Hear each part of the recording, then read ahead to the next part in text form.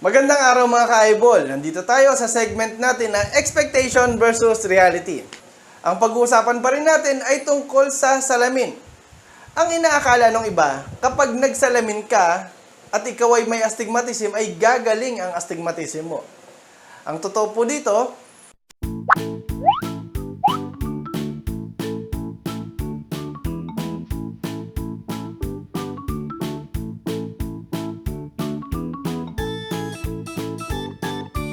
ang astigmatism ay may kinalaman sa hugis. Maaring hugis ng eyeball natin, hugis ng ating cornea, o hugis ng ating lente sa mata. Ibig sabihin, hindi siya bilog na bilog o hindi siya spherical. So yung pagiging oblong po nito, yun po yung astigmatism. Kapag nagsalamin po tayo, ang salamin ay nasa harap po ng mata natin. So hindi siya nakadikit. Kaya hindi niya mababago yung hugis ng cornea natin o ng mata natin o pati ng ating lente. Kapag nagsalamin po tayo, ang bilog ay mananatiling bilog, ang oblong ay mananatiling oblong.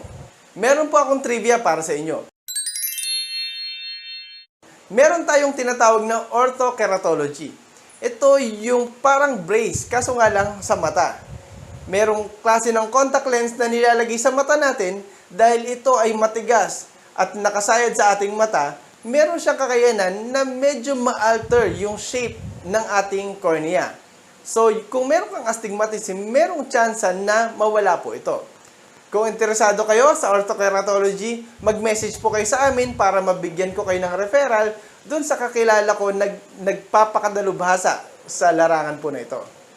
Abangan po ninyo yung mga susunod pa nating topics para sa ating expectation versus reality. Maraming salamat po.